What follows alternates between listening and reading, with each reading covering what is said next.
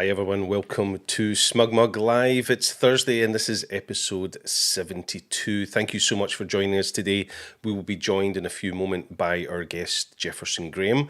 But before we get to Jefferson, thank you so much for joining us. Please check out everything we have to offer from SmugMug and Flickr. If you are looking to showcase your images to the world, store them in the cloud and have an incredible e-commerce solution, then check out everything we have to offer at SmugMug. If you're looking to be part of an incredible photo community, then please check out all that we have to offer at flickr.com.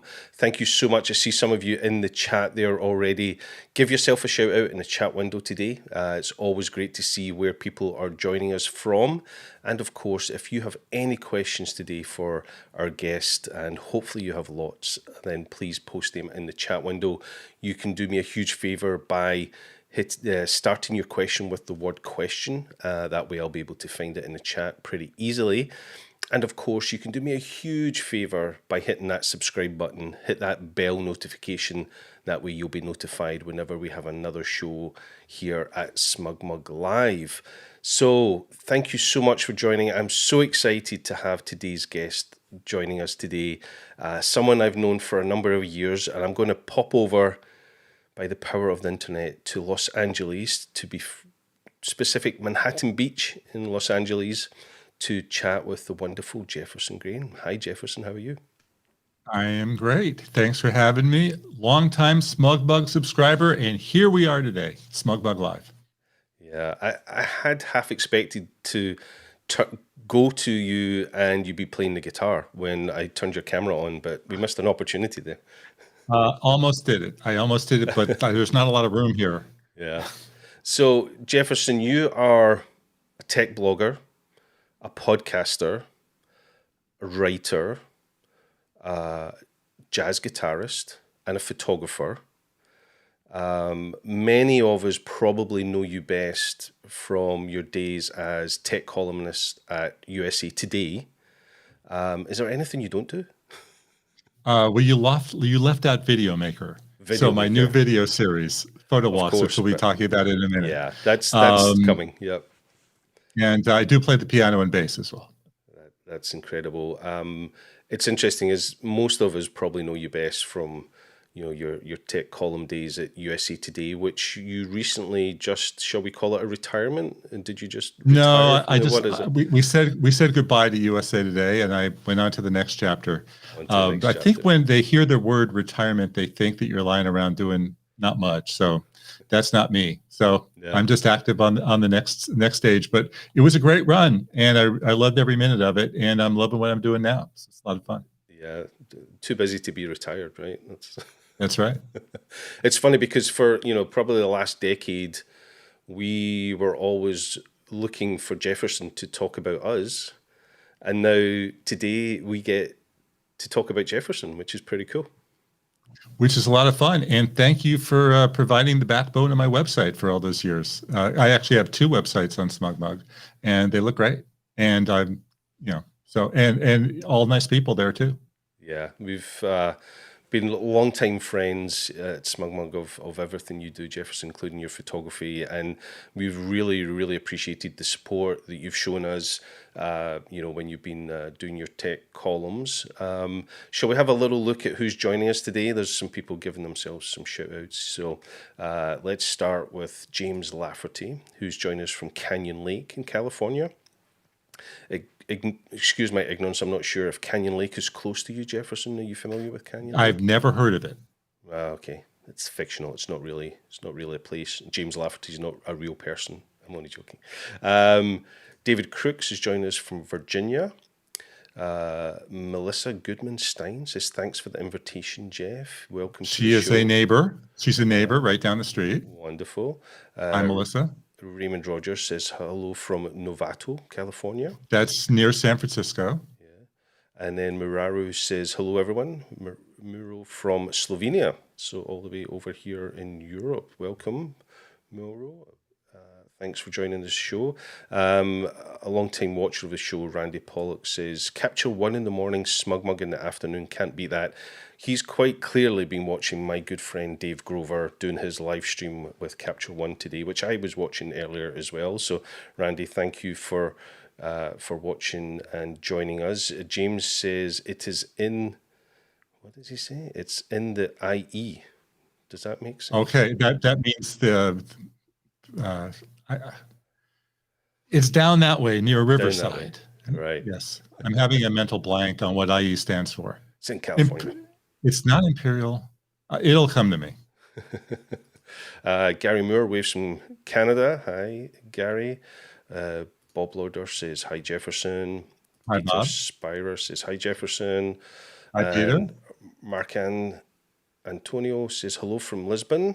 So, yeah, a good international crowd so far. So, yeah, if you're watching, please bring your questions to the show in the chat window. Post those questions for Jefferson, and we'll be sure to get those questions to him during the next hour or so. So, thank you. So, let's talk about that list of things, Jefferson.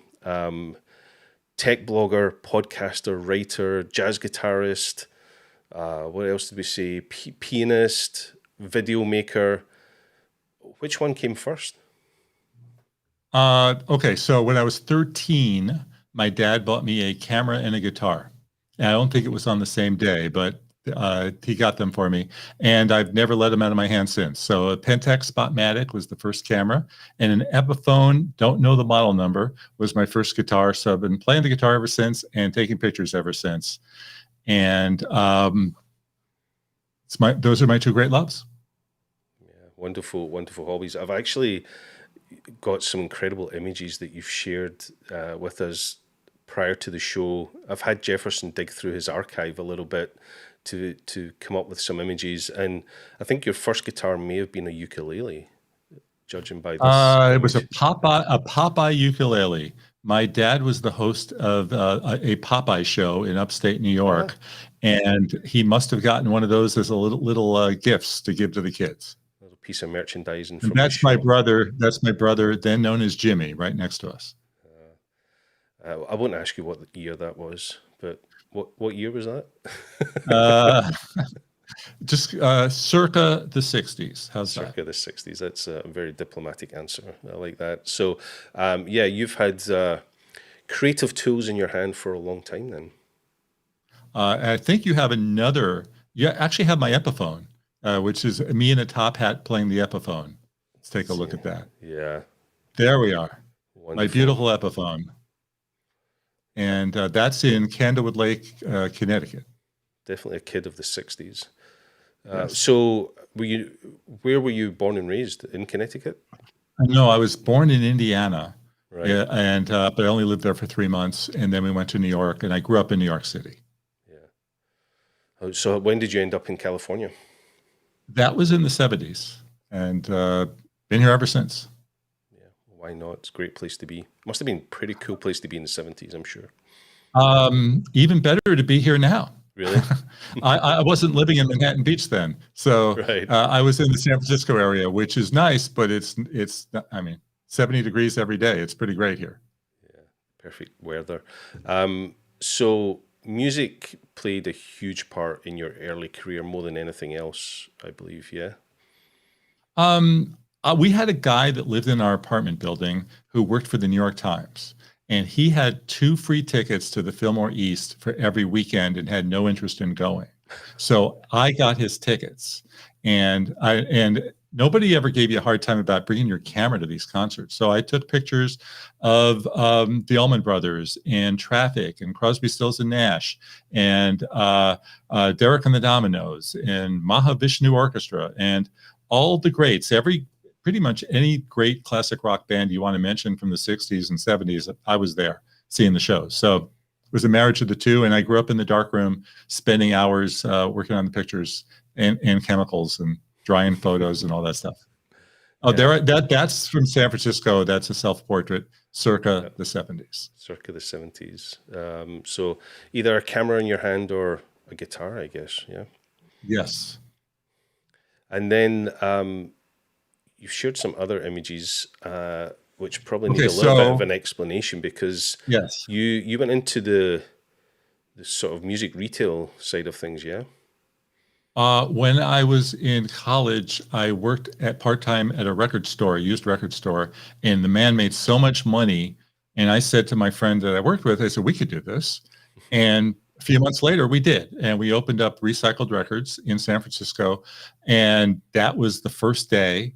I'm sorry that the picture is a little messed up, but it's all I got. And from there, I was there for 2.5 years, and it was a lot of fun, but I got a little tired of it and wanted to move to LA and be a photographer. And so I sold the store, sold my portion to my partner, and then came to LA. Didn't really get anywhere in photography, and decided because for whatever reason, I was too young and I didn't actually know what I was doing as far as marketing myself. Yeah. So I became a writer.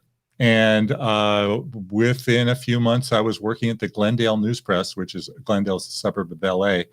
And that was my journalism career. And I went from the Glendale News Press to the Hollywood Reporter to eventually USA Today, and stayed there for a long time. Cool. Well, and at USA Today, I started as a reporter, but eventually, by the time I left, I was taking pictures for all the articles. I was shooting videos. I was doing the podcast. I was doing a lot. Busy man. While you were at this record store, Recycled Records, tell us a little bit about the name Recycled. Was it secondhand records? What was the? Yeah, it was a used record store. It's a great way to make money. You buy records from people for 25 cents or 50, and you sell them for $2. And the profit was just amazing. And people always wanted to sell you records. There was never a day that no records came in, because you obviously, just like this show, if you don't have any guests, you have no show. If we don't have any records coming in, we have no records to sell. But they were always eager to sell. That's great. Not only was it a great record store, it was great facial hair at that time as well. You're young man. What you mentioned there, that it's not a great image technically. Oh no! What's wrong with it? It got rained on.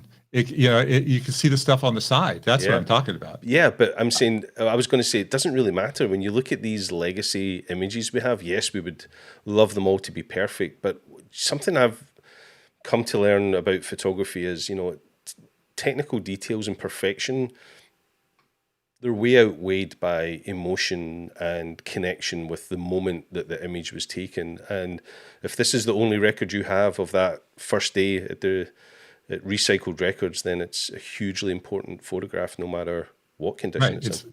It's better than the alternative, which is nothing. Nothing, exactly. I'm good with Photoshop, but I'm not so good that I can take all that junk off the photo. Yeah. Could you do it? I don't have the time. I'm sure someone could do it. I know lots of great retouchers, so maybe we can have a look at that. Let's see what else is in this little treasure trove of a gallery here. This is inside the store, I'm assuming. Yeah.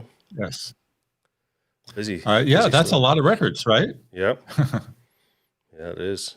And very busy. What part of San Francisco was this? This is in the Haight-Ashbury. In the Haight? Yeah. Mm-hmm.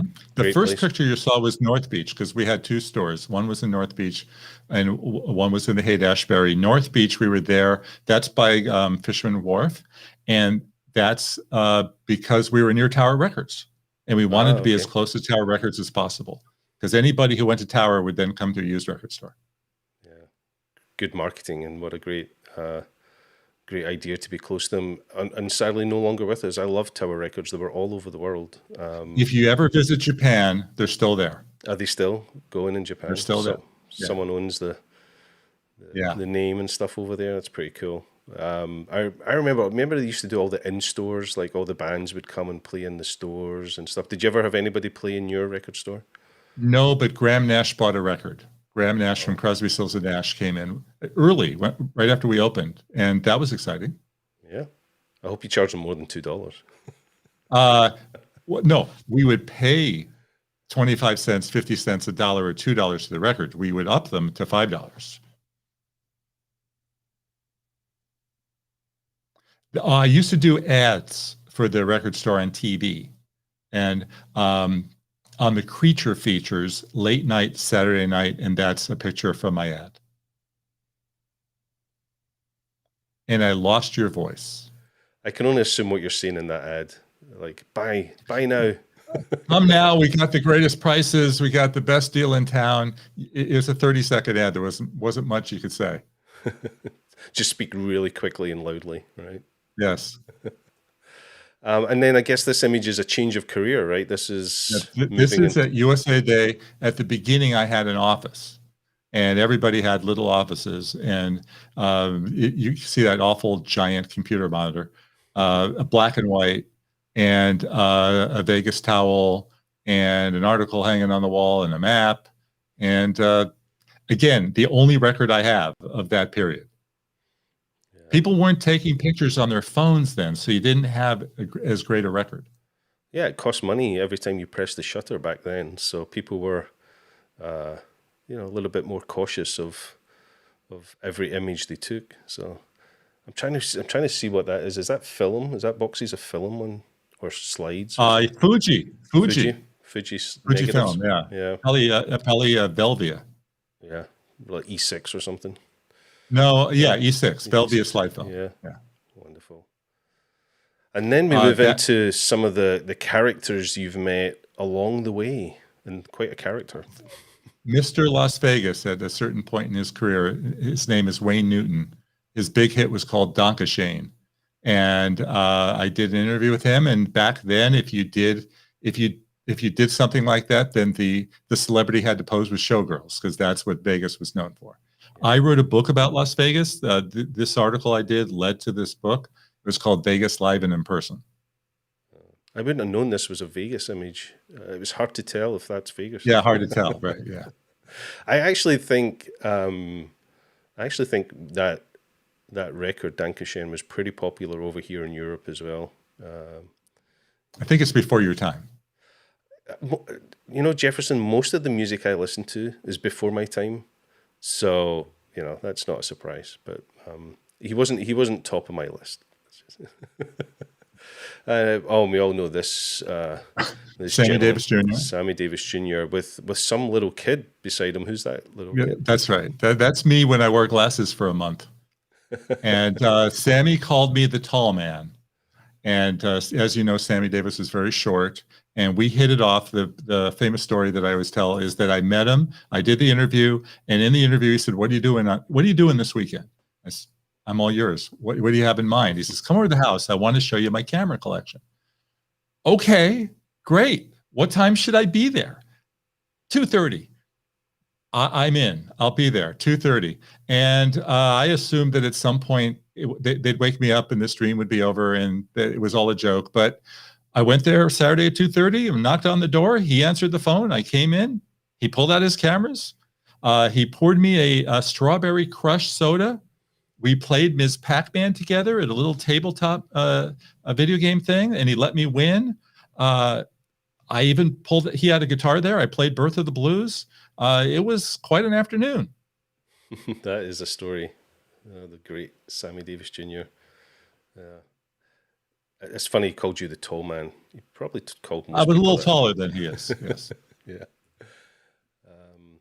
Okay. Who out there that's watching could name who I'm posing with at a TV convention in the 90s? A popular TV show.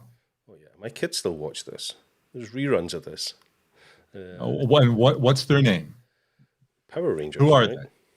The Mighty Morphin Power Rangers. Yeah. They're huge and all over the world. I personally never quite understood the whole Power Rangers, but kids absolutely love it. Where was this taken? At NATPE, which is a convention of television syndicators that sell shows like the Morphin Rangers to TV stations. Yeah, and they did a good job because they sold the Power Rangers all over the world, translated probably into many, many, many different languages as well. Yeah. That was on the cover of my book called Video Nation, which was about video production. And you could see me with a really old GoPro, an old iPhone, and a Canon Rebel. Things have changed. Sorry, the chat's going crazy as people type in Power Rangers, Power Rangers. So everybody, the chat's about 30 seconds behind us. There's a bit of a delay in the chat whenever you do a live stream, but they're all saying Power Rangers now. So, and USA Today microphone, that was part of your arsenal for a long time, I imagine. Yes, the greatest microphone, because no sound issues. You just put it in front of someone's face and they could talk. Now, this is an image. I don't know. I think it's you on the right. I'm not sure who it is on our left. I'm only teasing. Of course, we all know who this is. But you said there's a bit of a story behind. There's obviously a story. The story behind is, this one. hey, okay. Well, first of all, you'd go to the Apple event, and they would bring you back to say hi to Steve afterwards. So that's how it worked through the iPhone era. And this was launching. Okay, what product was being launched at this moment of the photo? I will wait for the people to chime in on the chat. It's kind of obvious to me, but let's see who knows. It's obvious to me. And so as the interview ends up, I say, I'd love to get a photo. And they go, why? I said, I would just like to get a photo. You're not going to publish it, are you? No, I'll just keep it for my records. Okay, but make it quick and one frame. And so I probably put an iPhone or something in someone's hand, and they took the picture, and look what we got now. Yeah, absolutely. I'm waiting on the chat to see if anybody joins in. Gary Monroe asked, did Jobs yell at you? He was very nice. He was very nice. Basically these interviews, he would go out, he'd do his keynote, and then you'd go meet him, and he'd repeat the whole keynote. I mean, there was never any change from it whatsoever. He was on target. He was always on, and a true professional when it came to marketing and communication, especially with journalists and the press. He was always well aware. I've heard so many Steve Jobs stories. We were very fortunate that our co-founder, Chris McCaskill, worked with Steve for many, many years before coming to be co-founder with his son Don at SmugMug. So, before his SmugMug days, he spent a lot of time with Steve. So I've heard lots of wonderful stories, but this is another great one. Nobody has come up with the product launch yet. So shall we give them a clue? They may be Steve might be wearing it. He's wearing it. Yeah. And okay, another hint. Before there was an iPhone, there was a. There's too much of a delay. Yeah, I'm going to answer for them. I'm assuming it's maybe like an iPod Nano. iPod right? Shuffle. iPod Shuffle. This was the different kind of iPod. Who needs a screen? You don't need a screen. We'll sell you a cheap iPod, and it'll just play. It'll just play, and you won't have to look at who it is. Who cares? Yeah. And I don't think it lasted very long. Yeah, the Shuffle I had was a tiny little square one. So this must have come after that. That came later. Yeah. So that was the longer rectangular one. Yeah. And they thought it would be cool if you wore it around the neck. Yeah. Gary got it. He said Shuffle. Well done, Gary. You win a prize. I'm not sure. Like an iPod Shuffle if we can find one. How about a nice SmugMug hat?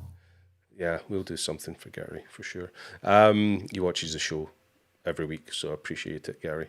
Yeah, an incredible picture, and again, out of focus, fuzzy, out of focus, slight movement blur, but you don't really care. It's a great moment, and you told Steve you'd never publish this or show this image, so let's move on.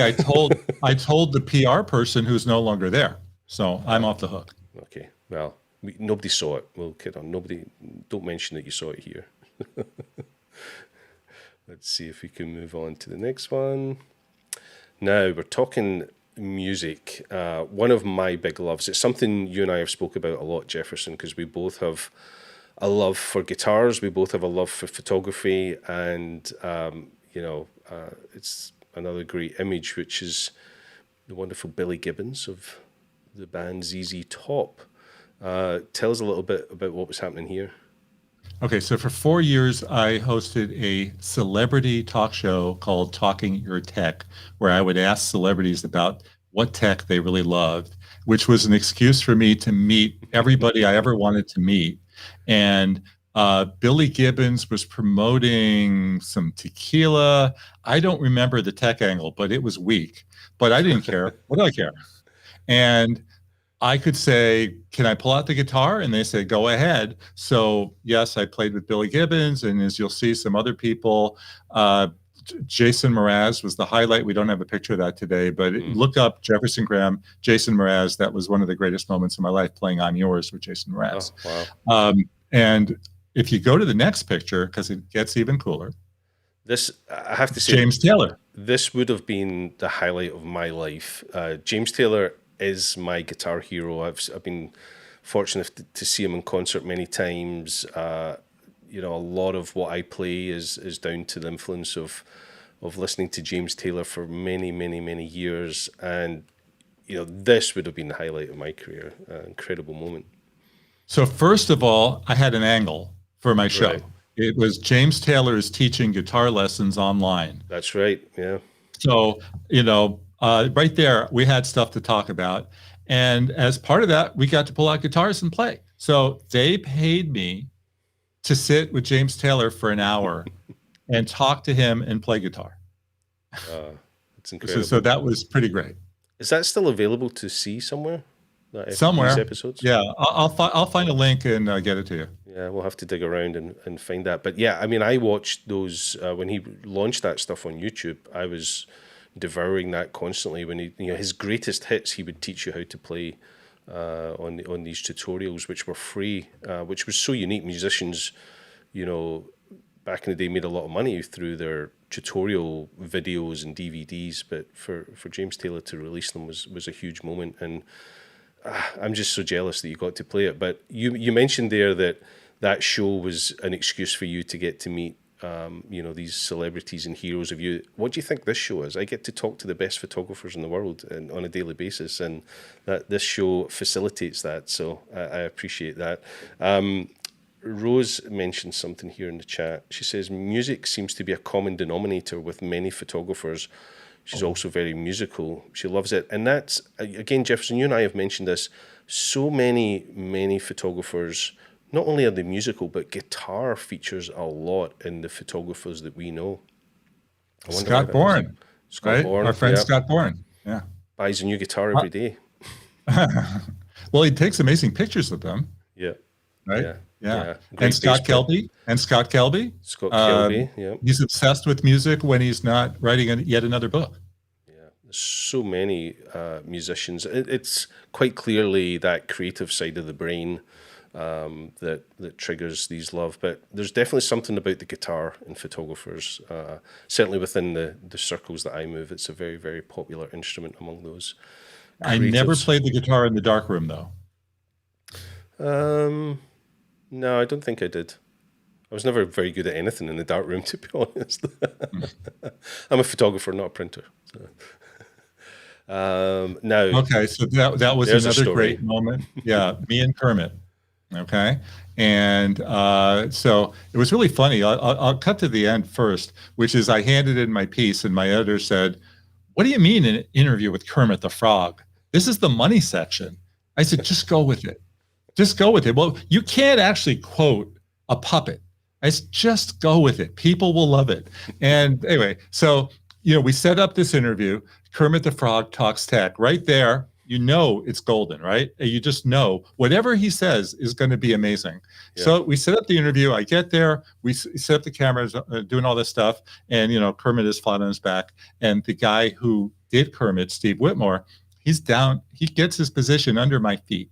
Or under my legs, and he's doing all sorts of stuff down there, but I'm making eye contact with Kermit. Yeah. And I want to know what's going on down there. I really want to know what's going on down there, but they were like, you cannot show anything. Whatever you see down there is off the record, blah, blah, blah, blah, blah. So anyway, I looked at Kermit. I asked the questions. He gave me some great answers. And then, of course, I pulled out the guitar and I played the Muppet Show theme, which he was nice enough, Steve, to sing along with me on. And jam, and was amazing. So I'd love to show you get out the clips to anybody who'd like to see it. And you did actually share the clip with me, but due to copyright restrictions, I'm not going to play it because I'm sure that would not be on online for long if we started playing the Muppet theme song here on the live stream. But it's a great hit moment. me up. Everybody is watching at Jefferson Graham on Twitter, or you could go to my newsletter, which is jeffersongraham.substack.com, and I will send you the link. How's that? Yeah, there we go. And so does he, as well as doing the puppet movements, he actually did the voice and the movements of the puppet? Yeah. Yeah. It's good. That's probably why they could ad-lib so much of what Kermit did, because he did both the voice and the puppeteering. But in my case, he was totally on target. I'll give you one line. Kermit says, they call me Mr. 1080p. So that really worked for me. And did your editor like it? Your producer like my editor. My editor. She didn't like the print version. I don't know if she ever even watched the video, but I know that many others did. All right, let's see what other surprises we've got here. Okay. I have to say, I wasn't familiar with this person, maybe because of this where I is live. JB Smoove. He's an incredible comedian. He's a co-star on Curb Your Enthusiasm. Let me give you another story about my crazy editor. So this guy's on from the minute you see him. He's just performing and putting it on, and you're asking him questions, and he's just doing jokes, right? So we were talking about cracked phones and how so many phones fall. And he said, I've got the answer to what to do. Put peanut butter on the back of the phone. And if you put peanut butter on the back of the phone, it won't fall on the floor. Or if it does, it'll go on the peanut butter side. And so we're just sitting there laughing and listening to him and go, uh-huh. And that appears in the video. And then my editor says, what kind of peanut butter? Is it chunky or is it a Jif? You don't understand. It's a joke. What do you mean it's a joke? I thought he was serious. Does he really go around the pairing? You missed the point that if you drop a piece of butter, it always lands peanut butter side down, right? That was the joke, and you missed it completely. And your pockets are going to be great, right? And that's him posing for me. Yeah. The great Chick Corea, the jazz legend who died just a few weeks ago. Yep. That's from I think it's 2014. I interviewed him for USA Today, and then I did another interview with him for NAMM, which is the greatest trade show in the world. You would be in heaven there. You know what it is? It's the music store convention. Wanted to go to NAMM so many times. I think it would be very dangerous for me to go to NAMM, though, especially if I had my credit card with me. Well, it's the world's greatest music store. And this year they couldn't put it on, so they did everything online. They asked me to do some interviews with musicians, and they asked me to interview Chick Corea, which I did in November. And gosh, two months later, he was gone. Yeah. And it was quite a shock. Yeah. Incredible. And NAMM was actually quite successful online. I mean, we've obviously over the last year saw a lot of conventions and trade shows go online with a whole variety of levels of success, from some that weren't particularly good to others that were really successful. And NAMM was pretty successful, but for a music world, you have to be there and you have to experience the noise and get the instruments in your hand, a bit like a photography trade show. The only reason you really want to go there is to pick up the guitars and play. Oh, absolutely. So that's it. Okay, for the kids, that's Zendaya, who's a very popular actress. That's her during her Disney Channel era, and now she's got an HBO show called Euphoria. Having some fun. Having some fun. And the next one is Ariana Grande, who also, that's before she was Ariana Grande. She was young and not a household name. Yeah, now she is massive, right? She's one of the biggest names in music at the moment, and you know how she started? She started off by doing a cappella versions of Adele songs and putting them on YouTube. Yep, another one of the YouTube generation. One of these days, I'll be on YouTube. We'll just watch this space. Maybe like right now. Watch this space.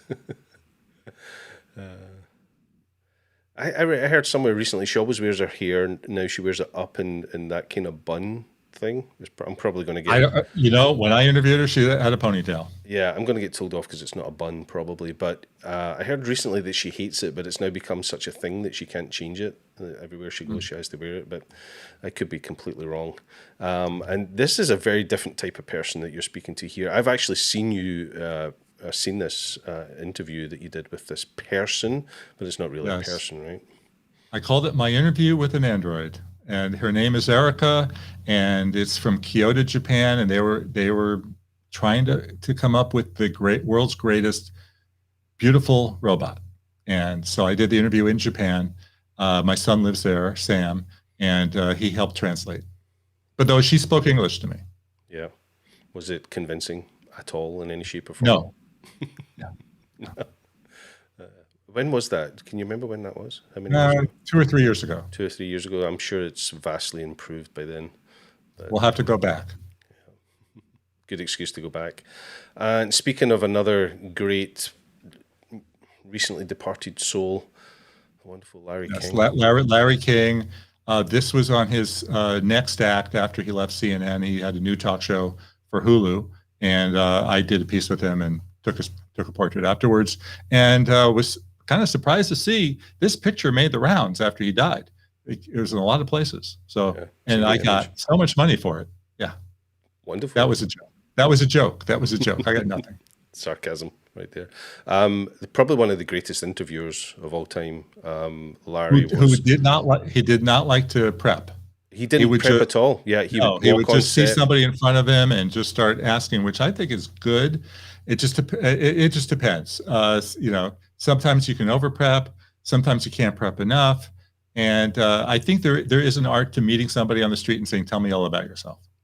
Indeed, and it's something I do some prep, and most of the people I have on my show I have a connection with. They're not strangers to me on this show. They're people I've known for many years, like yourself. So I know some of that backstory, but I don't script these shows. You can probably tell, right? And we kind of keep it informal here on SmugMug Live. But looking at Larry's style over the year, the fact that a lot of these people, especially some of the newer stars, he probably didn't know much about, and they were, he was just fantastic at what he did. A sad loss. So of course Seinfeld was mad at him when he said, "Why did your show get canceled?" But anyway, yeah. Which of course it didn't. In-N-Out Burger. Yes. So I think we're moving into some of your images now, right? I think that's what. Well, Larry King was my image, and all those pictures before, but non-celebrity stuff. Yeah. Yes, this is near me. This was a challenge. Could I get a great photo of this iconic shot on an iPhone? And I did. You just have to be on target and not looking at your email or anything else. You have to be waiting for the plane. You have to have the camera app open, and you have to go. And this little thing is like a 2-second thing. It goes fast. And I'm amazed. This is the iPhone 12 Pro Max. Look at how good it looks. It's incredible. I thought this was your iconic image of LA. I thought this was like the new tourist, hero shot for LA. No. I'll be happy to pass it on to them. So, looking at those images, obviously that was the best part of your career for a number of decades there. But now, you've stopped writing and doing your column for USA Today.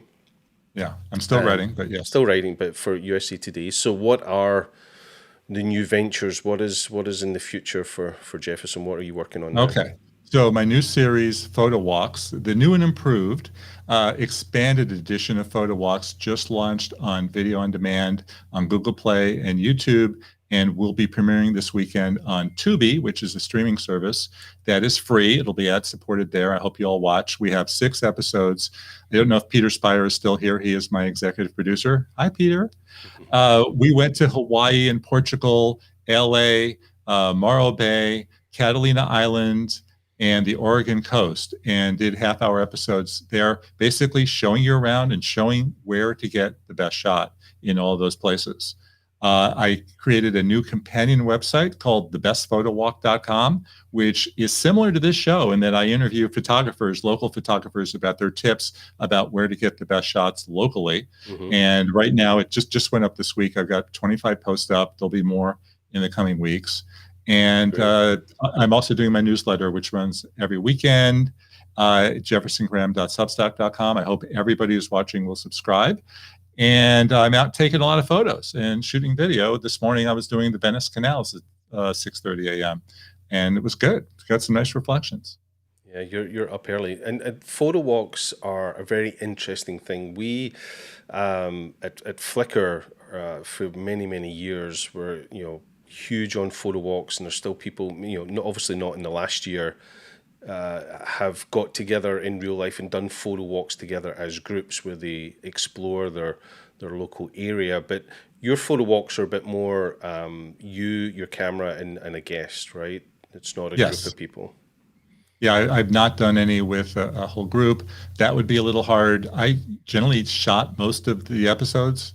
I got a little bit of help on some of them, but it's hard to photograph a whole group and mic them when you're doing it by yourself. I could do with a guest. Yeah. Yeah, so it's Unless you want to go lazy and just use the internal mic, which I won't do. yeah. The photo walks are just a wonderful opportunity to learn a lot of things about your local area that you maybe pass on a daily basis, and just wandering slowly with your camera and with another person who has a very unique set of eyes. You probably bounce off each other and share ideas and point things out that other people haven't seen. Yeah, I think that four eyes are always better than two when it comes to walking down the street and looking around and seeing things, and it just makes things more fun. And you have someone to talk to when you go out to lunch. So that's another thing. This morning I did a little photo walk with my wife at the Venice canals, and it was great. It's just you just Venice canals are this area that was created to look like the city Venice, Italy. Doesn't look like it, but it's got the houses on the water, and it's got boats, and it's got bridges, and it's beautiful. And you wouldn't know about any of this unless you got out of the car and walked, because you're not going to see it when you're driving by. It's covered. You have to get out. Most of the things I show you on the episodes are things you have to get out of the car to see. There's a lot of amazing things out there if you're willing to get up and use your feet. Absolutely. I've been very fortunate to host photo walks with Flickr all around the world, and get to see places with locals is just one of the best experiences ever. And a lot of times I maybe don't take that many pictures because I'm so engrossed in the conversation and learning about the place. And photography is such a wonderful vehicle to learn about the planet we live on and the place where we live. Well, my dream, of course, is to come to Scotland and do the Highlands with you. We can definitely make that happen. I would love to do that. I know we've spoke about it at length.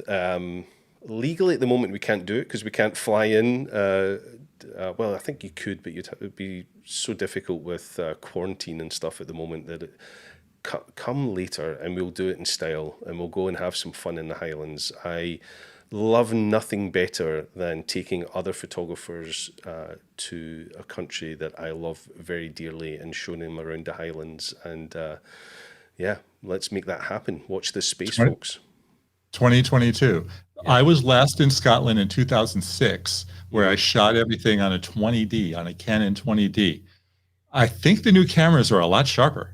Yeah, right. You got to come. Yeah, those would all have been terrible photographs. So you have to come back and do it again with me. There's a few shout outs for you about your photo walks. See what happens when you scratch your nose? What, did you pull your headphones out? Yes, I did. It's a newbie mistake. Our dear friend behind the shot, Steve Brazel, says Jefferson's photo walks are great. Steve is in there. Hi, Jefferson and Alastair. Steve has been a guest on the show, a great live music photographer, another person that we love to talk to about music. Also has a great podcast at Behind the Shot TV.tv, and also a wonderful critique show that he hosts on Flickr as well to critique images on Behind the Shot. So go check out Steve Brazel. And Steve did a photo walk with me of Riverside, California. Wonderful. And because I still don't remember what IE stands for, Steve will tell you. Yeah. What did IE? That's the big question today. What did IE stand for? Steve knows. Yeah, James. Yeah, let us know as well. But some great comments about photo walking. Whitney says, I just did a photo walk in Seattle with a friend. We hit some of the same spots you suggest. There you go. Great. Kerry Park. Yeah, right? Kerry Park. Gary says, photo walks are awesome. They are indeed. Photography is absolutely a social happening. Hi from the Netherlands. It is. Raymond, you're spot on. There's nothing... I'll be honest. I don't know about you, Jefferson. I definitely take my best photographs when I'm alone. I think I like being in landscape. I like the kind of meditation and the stillness and the calm of being alone. But my favorite times with a camera are when I'm with other people photographing. Okay. Well, I would go for both. My favorite times are when I got that shot that I really wanted to get and it worked out, right? And you know, that's like, do you have my double rainbow? Can we show that one? Yeah, let's see. Double rainbow, man. This one. So I'm walking down the street. It's a beautiful morning, and I look over. There's a rainbow, and I start running because the rainbows generally come and go very quickly. And I just ran, and I wanted to get it over at the lifeguard tower. And because what are you going to do? You're going to put it over the water? You're going to put it over the sand? What are you going to do? I want to have something in the foreground. And I got it. Now, I left my camera at home because nobody told me there was going to be a double rainbow when I went out. And so this is all on the iPhone. This is actually a panorama because the wide was too wide. The telephoto cut off half of the rainbow. So I was able to stitch it together in an iPhone panorama. I think it's pretty cool. I've sold a few prints of it already. I've already made money on it, and I got the shot. It's awesome. It's the best camera is the one you have with you, right? And that's the important thing. Double rainbow, man. How awesome is that? Did you cry when you saw it? You know, you have to pot cry. Of gold. It was I got a pot of gold at the end, right? Yeah. If you come to the Highlands in Scotland, I can guarantee rainbows. Something you know, to get a rainbow, you need rain, right? Yes. So, and you got it. We have it here in Scotland. The sun sometimes is the hard bit of that equation, but we definitely have the rain. All right, we're going to answer the question we've all been dying to know here. James came back and said it's the Inland Empire. I don't think it's inland, is it? Well, Steve said the same. Inland Empire. Okay. So, there you go. Thank you. Cool. Thank you for that. Was bugging us. We needed that. We needed that answered. Right. I am going to actually have a little movie lined up, a little trailer of your show. Thank you. It's not a little trailer; it's quite a long trailer. So I think we'll cut it off before it goes too long, and just in case I get pulled for any of this music, although I'm sure I think you said it's your original music, so it should be pretty good. So let's play a little trailer for PhotoWalks with Jefferson Graham.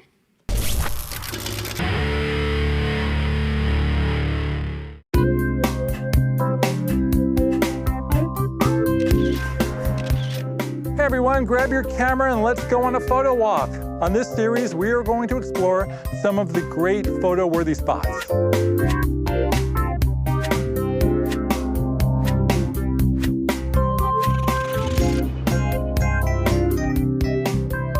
I'm Jefferson Graham. I'm a lifelong photographer, writer, and video maker. I am your guide on today's photo walk. The goal of the photo walk series is to take you to great places and show you how, when, and where to get the best photos. Along the way, I'll throw in some photo tips too. Everything from the art of great sunsets and reflections to striking black and whites, HDR, slow exposures, and how to craft a really cool time lapse. I know most of you are using your smartphone for your photography, so I'll show you how to get great shots on a smartphone, a tiny camera like this GoPro, or a really big camera like this. In each episode, we will drive to our location, use our feet to explore, and meet up with local experts to show us around. This is the famous Face Rock. And what makes it famous? Jeff, tilt your head back like this to the sky. Oh, so we're standing on top of Ballast Point right now, and we're gonna watch the most amazing sunset, I hope. The fun thing about today is we weren't exactly sure what we were going to shoot and how we were going to shoot it. And the further we walked, the more fun stuff we saw. And I like that walking with you showed me some new stuff about my neighborhood that I hadn't really noticed. So thank you. You know, photo walking is all about getting out and seeing the world with your camera eyes open. I think this is pretty cool, don't you?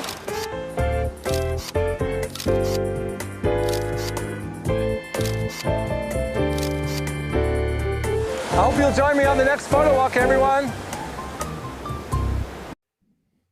Wonderful. All right, so looks really cool. So we had a cameo from our friend Steve. He was the guy jumping. Yeah. The music was done by my brother, Jez Graham, and so you will not run into trouble for that. No, that's cool, and I know where to come if someone says, "Do you have copyright for that music?" But that looks like a lot of fun. Yeah, nice little bit of, what was that, parkour by Steve at the beginning there, jumping off stuff. But it was good. I'm looking forward to it. So, where can people go to see PhotoWalks with Jefferson Graham?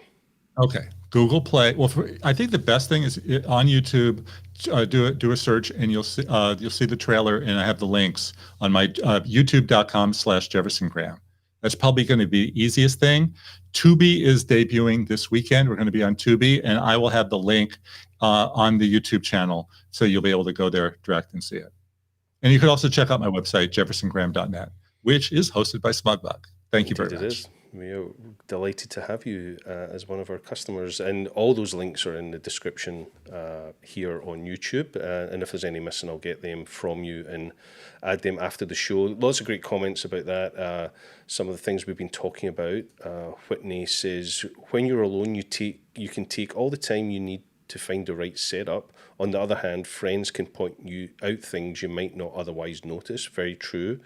Whitney also says there's tons of rainbows in Seattle. Yep. You need rain. You need rain for rainbows, for sure. Rose says, awesome video. I'm jealous and enlightened. So she's enjoying your trailer there. And Raymond said, so excited. People definitely looking forward to sharing it. Whitney also asked, where do we find the trailer so we can share it with others? Is the trailer somewhere? YouTube.com/Jefferson Graham or jeffersongraham.net, either one. Yeah, find it all there. Jefferson, this has been a lot of fun. I wish we could talk for a long time about other aspects of video making, but maybe we'll have you back once we make. Do you know what? Once we make the episode in Scotland, we'll have you back on the show and we'll premiere it. Okay, here. So, what do you think? You think in January? You think November? What do you think? My favorite months in Scotland are either May or October. Okay, so I'm writing down May 2022. Okay. Start of spring. And with a big circle. It's something to look forward to. And right? Absolutely. Yeah. We've got a year to prep for it. Yeah. May's lovely because it's spring and, things are beginning to be less wet and a little bit more color around. And in October is autumn or fall, which, there's a lot of beautiful colors in the trees, and some real huge parts of the wilderness up north turn golden reds and stuff. It's a pretty awesome time of year to be in Scotland. And besides Alastair, the world's greatest guitar player lives in Scotland, Martin Taylor.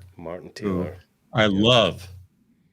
Yeah, another incredible jazz guitarist.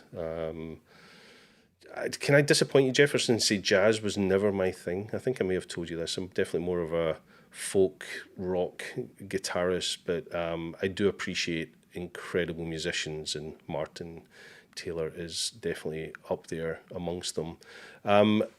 Jefferson, I don't think we could finish the show without I'm playing a song? You got to play us out. You got to play us a little something. Can you reach it? I can reach it. What am I playing? I don't know. Play something. I don't care if we get taken down.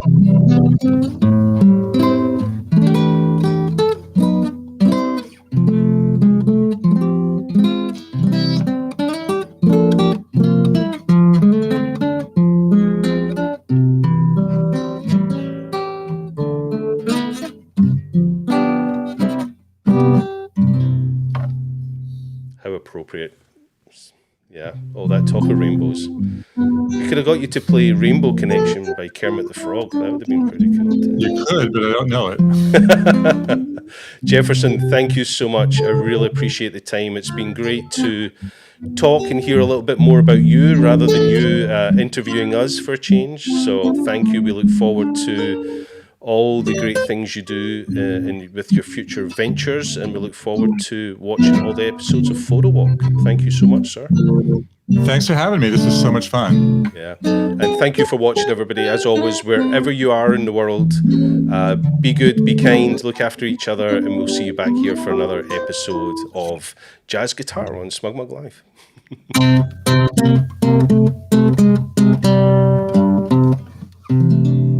That's all, folks. Bye, everybody. Bye.